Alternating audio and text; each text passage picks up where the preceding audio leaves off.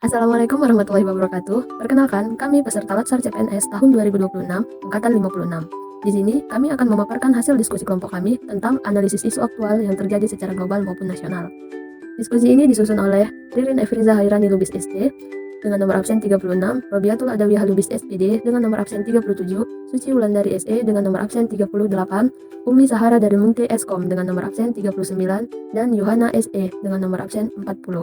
Berikut ini kami paparkan 3 isu aktual yang terjadi secara global dan membutuhkan perhatian pemerintah. Yang pertama, perubahan iklim dan bencana alam. Hal ini berdampak pada keselamatan, lingkungan, dan kehidupan masyarakat. Yang kedua, disinformasi dan hoax, di mana informasi palsu cepat menyebar dan dapat menurunkan kepercayaan publik. Yang ketiga, teknologi dan IE yang tidak terkendali. Hal ini menimbulkan tantangan keamanan, etika, privasi, dan penggunaan yang tidak bertanggung jawab. Berdasarkan 3 isu yang telah kami paparkan di slide sebelumnya, maka di slide ini kami akan memilah 3 isu tersebut menggunakan teknik APKL untuk menentukan isu mana yang layak dijadikan sebagai isu prioritas. Yang pertama, dimulai dari isu perubahan iklim dan bencana alam.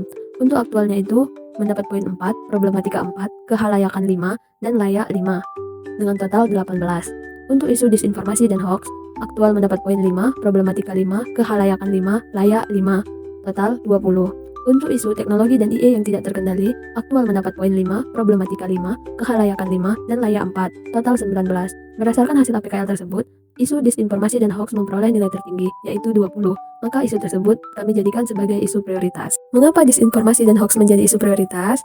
Jawabannya, selain dari hasil APKL yang menunjukkan poin tertinggi, isu disinformasi dan hoax juga memiliki dampak yang luas. Yang pertama, cepat menyebar, di mana konten palsu dapat viral dalam waktu singkat melalui media sosial dan grup percakapan. Yang kedua, sulit dikenali, di mana judul, gambar, video, atau narasi dapat dikemas agar tampak lebih meyakinkan. Yang ketiga, dampak luas. Hal ini dapat mempengaruhi keamanan, ekonomi, pelayanan publik, hubungan sosial, dan persatuan. Yang keempat, peran ASN. Isu ini dapat mempengaruhi peran ASN sebagai penyedia, pemeriksa, dan penjaga kualitas informasi publik. Apa sih disinformasi dan hoax itu? Yuk kita pahami bersama. Disinformasi adalah informasi yang salah atau menyesatkan dan disebarkan dengan sengaja untuk mempengaruhi, menipu, atau membentuk persepsi tertentu. Sedangkan hoax, informasi palsu yang dibuat atau disebarkan seolah-olah benar. Bentuknya dapat berupa teks, gambar, video, audio, atau gabungan dari itu. Ciri yang perlu diwaspadai, judul provokatif, sumber tidak jelas, tanggal atau konteks tidak sesuai, bukti lemah, foto atau video yang digunakan adalah foto atau video lama. Selanjutnya, kami melakukan analisis terhadap isu tersebut dengan menggunakan diagram Fishbone untuk mengetahui akar penyebab masalah. Yang pertama, dari sisi sumber daya manusia, di mana literasi digital masih lemah dan banyak orang yang mudah percaya dengan konten viral. Hal ini terjadi karena banyak orang yang enggan meluangkan waktu untuk mencari sumber lain yang lebih kredibel. Yang kedua, dari sisi metode, di mana verifikasi sumber masih lemah dan klarifikasi terkesan lambat. Jika berita hoax tidak segera diklarifikasi, maka berita tersebut akan dianggap benar oleh banyak orang. Yang ketiga, dari sisi teknologi, di mana IE semakin mudah digunakan sehingga konten-konten yang ditampilkan akan tampak lebih meyakinkan. Yang keempat, dari sisi lingkungan, yaitu adanya algoritma dan viralitas yang menimbulkan tekanan sosial bagi masyarakat untuk ikut menyebarkan. Itulah 4 kelompok penyebab masalah yang saling memperkuat sehingga berdampak pada kepercayaan publik. Hoax bukan hanya masalah teknologi, tetapi faktor manusia, proses verifikasi, dan lingkungan digital juga ikut Lalu, apa dampak yang terjadi jika isu tidak diantisipasi? Jika isu tidak diantisipasi, maka akan berdampak kepada masyarakat, pemerintah, pelayanan publik, dan persatuan. Pada masyarakat, akan terjadi penipuan, kepanikan, kesalahpahaman, dan keputusan yang keliru. Pada pemerintah, reputasi akan menurun dan beban klarifikasi meningkat. Pada pelayanan publik, informasi yang salah dapat menyesatkan penerima layanan dan mengganggu respon terhadap layanan. Pada persatuan, akan terjadi prasangka dan konflik akibat informasi palsu. Resiko utamanya, masyarakat kehilangan kepercayaan terhadap informasi resmi dan semakin sulit membedakan antara fakta dengan hoax. Adapun rekomendasi penanganan untuk isu tersebut yaitu pertama dari sisi kebijakan, harus ada SOP verifikasi dan penanggung jawab kanal resmi agar alur pemeriksaan jelas.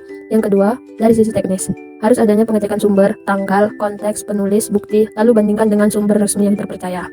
Yang ketiga, dari sisi literasi, harus adanya edukasi publik, tahan sebelum sebar, cek sebelum percaya, dan kenali ciri-ciri hoax.